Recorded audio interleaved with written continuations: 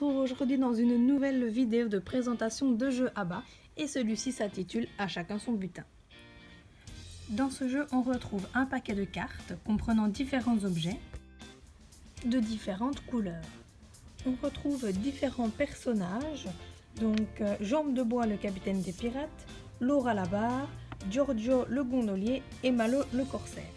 On retrouve également une carte Coco le perroquet et une pièce en or avec un verso différent.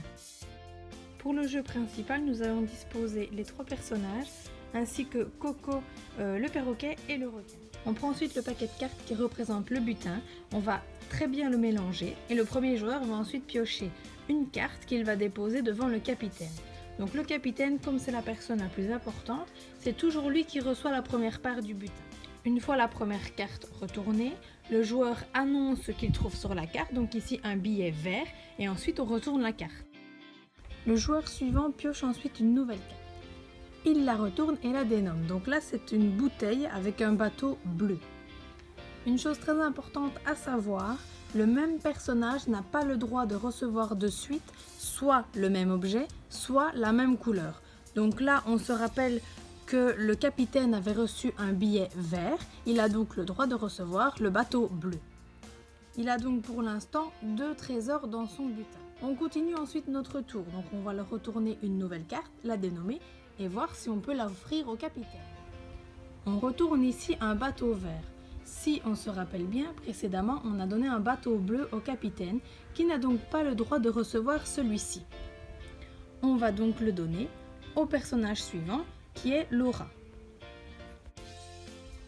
En retournant une nouvelle carte, on obtient une clé verte. Souvenez-vous que Laura vient de recevoir un bateau vert et n'a donc pas le droit de la recevoir puisqu'ils sont de la même couleur. Par contre, le capitaine avait reçu un bateau bleu, il a donc le droit de la recevoir puisque ce n'est ni le même objet ni la même couleur.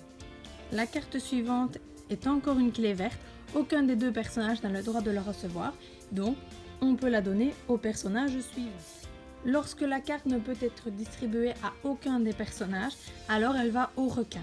Donc souvenez-vous, là les 3 personnages ont un objet vert qui a été déposé précédemment, donc le livre doit être donné au requin. Pour la carte requin, il n'y a pas d'ordre à respecter, ni de couleur, ni d'objet, donc peu importe, du moment qu'aucun des personnages ne peut recevoir la carte, on la donne au requin qui la dévore. 2 remarques importantes. Une fois que chaque personnage a reçu minimum une carte, on peut distribuer la carte que l'on va retourner à n'importe quel personnage, du moment que celle-ci évidemment convient, mais il ne faut pas oublier que c'est toujours le pirate qui doit en bénéficier le premier. N'oubliez pas également que seule la dernière carte qui est posée compte et entre en jeu. Donc si la première carte était verte et que la carte que l'on vient de retourner est verte également, peu importe du moment que la dernière que l'on a déposée ne l'est pas. Si vous remarquez que l'un des joueurs se trompe, vous allez attraper au plus vite Coco le perroquet. Si en effet le joueur s'est trompé, donc après vérification, vous remportez les cartes de la pile où il s'est trompé. Et dans le cas contraire, c'est l'autre joueur qui a été accusé à tort qui remporte les cartes.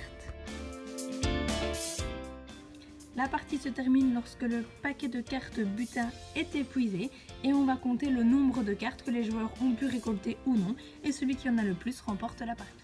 On a ensuite une variante de ce jeu pour les joueurs vraiment très expérimentés et donc là le capitaine Jambe de Bois va devenir le capitaine Gripsou.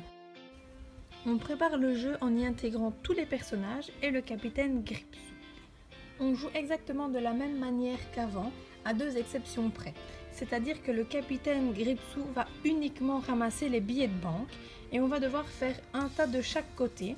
Donc à gauche, ce sera tous les billets de 1 à 6 et à droite, tous les billets de 8 à 13. Les billets seront disposés face cachée, mais je vais vous montrer face visible pour que vous puissiez comprendre la règle du jeu. Comme je vous l'ai dit, la partie se déroule exactement comme le jeu avant, on va déposer les cartes sous les personnages, etc. Sauf que les billets vont être uniquement donnés à Monsieur Gripsou.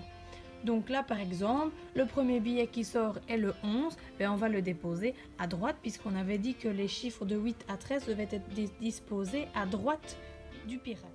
Le jeu se poursuit et on tombe sur le billet numéro 4 que l'on va donc placer à gauche.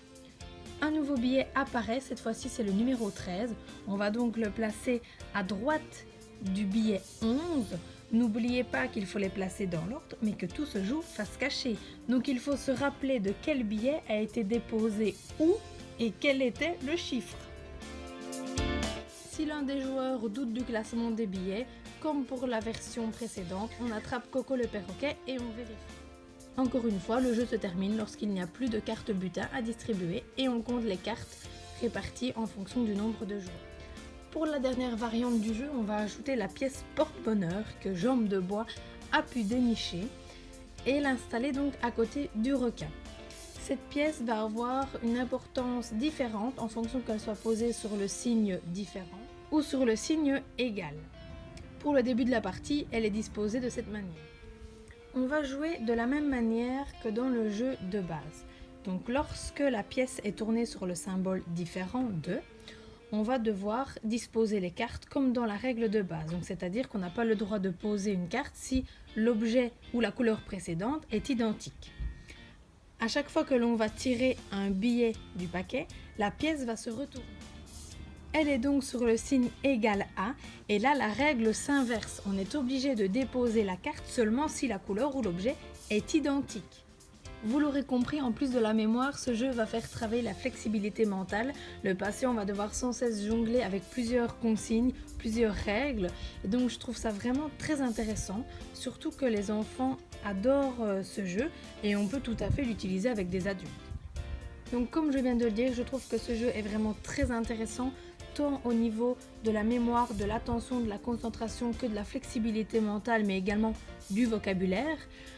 Il y a énormément de choses à retenir, à penser, donc je trouve que ce jeu est vraiment très complet. Et en plus, c'est un jeu qui plaît énormément aux enfants comme aux adultes. Cette vidéo est maintenant terminée, j'espère que cette petite présentation vous aura plu. En tout cas, je vous dis à lundi pour une nouvelle vidéo.